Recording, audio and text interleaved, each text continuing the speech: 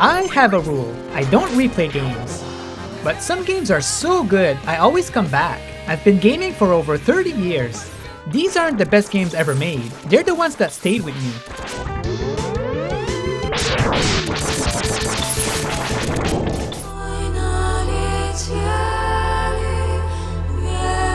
I've dedicated most of my gaming to VR for the last 2 years, so it felt right to include a couple of games that really left an impact. And Metro Awakening is one of them. This is a Metro prequel where you play as Zelda, and its journey is rough in the best way. When I put the headset on, this game feels perfectly crafted. Ammo is extremely limited, so you're constantly searching, constantly feeling like you don't have enough. Everything is manual, recharging the battery on your head, cranking machines to power doors. There's no UI, so you physically check your weapon to know how much ammo you have left. Traveling through the caves is nerve-wracking. You never know what's coming next. I was hooked from beginning to end. As much as other games do a lot right, this one earned my personal stamp of greatness. I did a full review on this one. I'll leave a link in the description if you want more.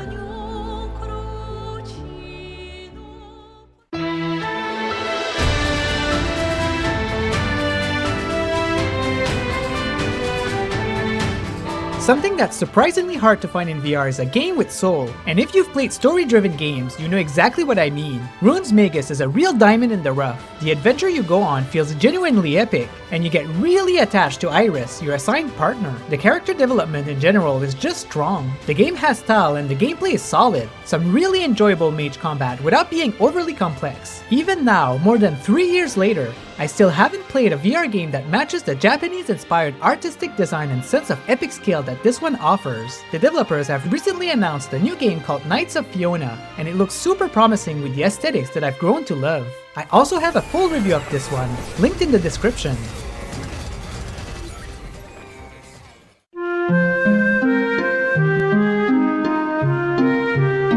Now that VR is out of the way, let's move into some of my favorite games that you might have heard of, but that never really became mainstream. The PlayStation 1 has one of the strongest JRPG libraries ever, and surprisingly, Saga Frontier ended up being my favorite. A big part of that comes from its presentation. The backgrounds are all handcrafted, almost like watercolor paintings, and they still look beautiful today. Combat is also really unique.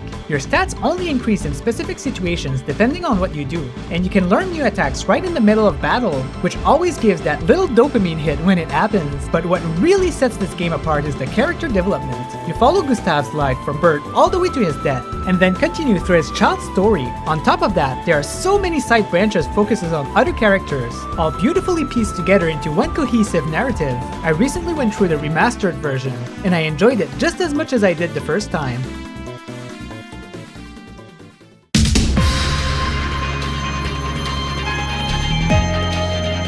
Following Saga Frontier 2, Legend of Legacy feels like a natural next step. It's a spiritual successor to the Saga series, with some of the same developers involved, including the concept artist, and that DNA really shows. You'll find familiar elements here, the same style of combat, the same skill learning system, and that sense of discovery that made the saga resonate with me in the first place. This time, your goal is to explore a mysterious island, uncover its secrets, and piece together its history. The quality of life is much better, and there are some great systems layered on top, like sharding the entire map for rewards, which really encourages exploration. The reception for this one was a bit mixed, although the follow-up, The Alliance Alive, was received much more positively. For me though, Legend of Legacy is a game I can sink hours into. There are 7 different characters to play as, each offering a different perspective, and if you complete them all, there's even a secret ending. And now let's move to a game you probably haven't heard of.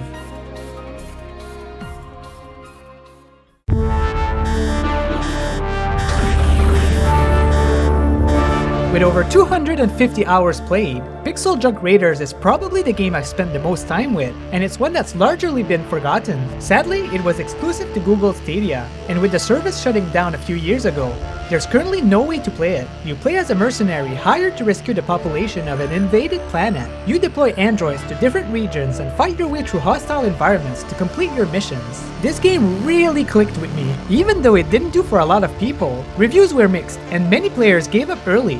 For me, the challenge was the entire appeal. Each mission had a clearly stamped difficulty, and what kept pulling me back, even after finishing the game, was pushing myself to complete the hardest missions possible. It also had a really cool social element. Players could share their levels, leaving behind abilities that others could use to make things easier. It was a unique system that I still haven't seen done quite like this anywhere else. It's a real shame that the game no longer exists. But there's still hope. The studio's CEO, Dylan Cuthbert, has mentioned experimenting with the code and possibly putting resources towards a future port once other projects are done. If this game ever comes back, I'd probably disappear for a month just playing it.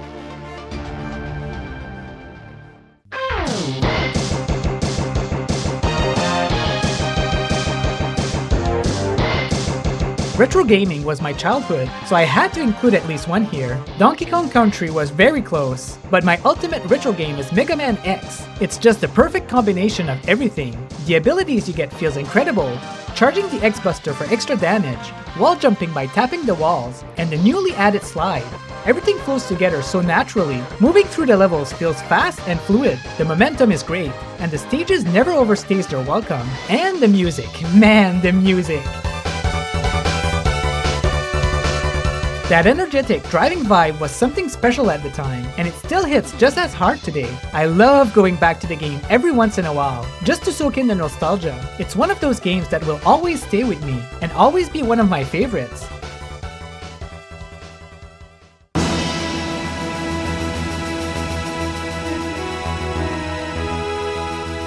To me personally, Final Fantasy 6 and 7 are extremely close, but because 7 has expanded so much over the years, with side games and full remake, this one had to take the spot. What is there to say that hasn't been said?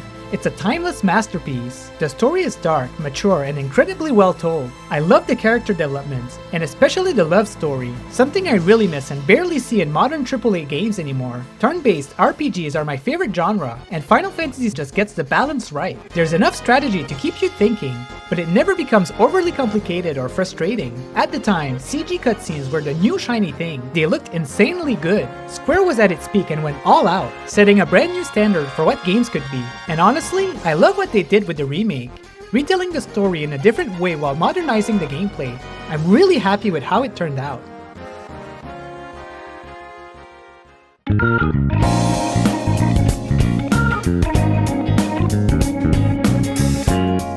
Persona is a series with style. Every game is amazing, but Persona 3 is the one I always come back to. Why? Well, nostalgia probably plays a part, but there's more to it than that. One of the boldest moves they made back then was the gun to your head mechanic. It's thrilling, intense, and unlike anything else in gaming at the time. The fighting animations were smooth, the UI looked fantastic, and the music, oh man, everything about this game felt different, experimental, and daring. It was a real breath of fresh air. There are 3 versions now, PS2, PSP, and a new remake, and each offers something unique. No matter which one you pick, it's worth experiencing if you're a fan.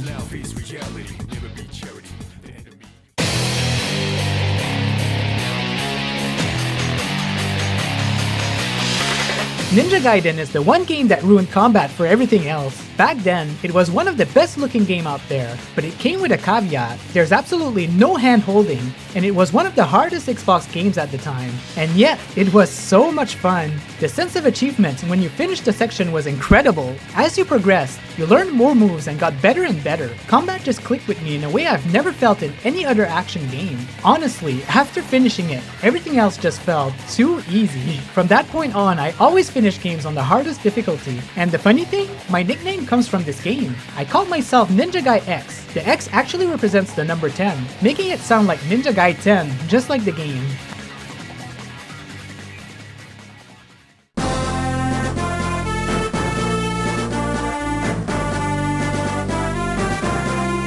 I honestly love every Fire Emblem game, but the first one I ever played, Fire Emblem on the GBA, has a special place in my heart. I was really into chess as a kid, and playing Fire Emblem for the first time felt like turning that hobby up to 110%. Planning your moves, executing them, and then seeing those attack animations play out was satisfying, especially when a character landed a critical hit. The game would also reward you with detailed illustrations between fights, and I loved taking the time to look at those. I was actually a little disappointed when I found out later games, like Sacred Stones, didn't do it the same way. The character development is great, and the story opening up with additional characters later on was such a cool moment. It's an adventure that keeps introducing new maps and characters, so it always feels fresh. I'll always be excited whenever a new Fire Emblem game comes out.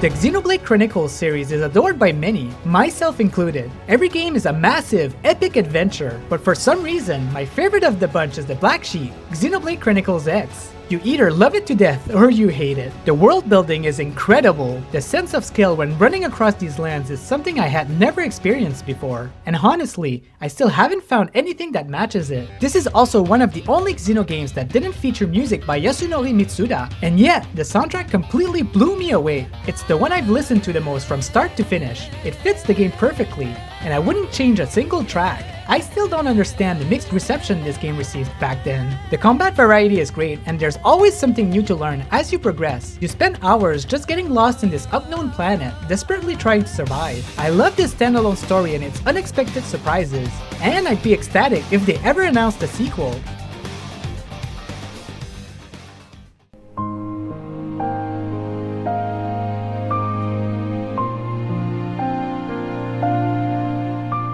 Alright, you made it to my last game. I wish I could give you a cookie. Every once in a while, I rethink what my favorite game of all time really is. And in the end, it always comes back to the first Kingdom Hearts. I have so many fond, nostalgic memories with this 2002 masterpiece. I wanted to play this game so badly when it came out that I actually traded my cheap motorcycle for it. Because yeah, us gamers always make the most rational decisions when it comes to games. I finished this so many times, and every time I start another game in the series, I just want to jump back into the first one again. The length is perfect when you're juggling a lot of games. And while the story is simpler than the massive universe the developers later built, I honestly love that about it. I still tear up every time I see the ending. It never gets old. I'll forever love this game.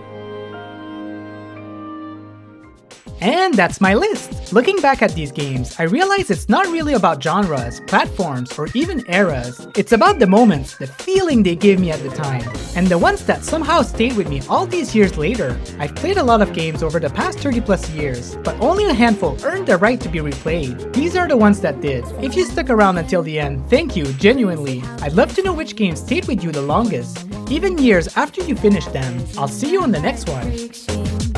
But I do believe things come to light by accident.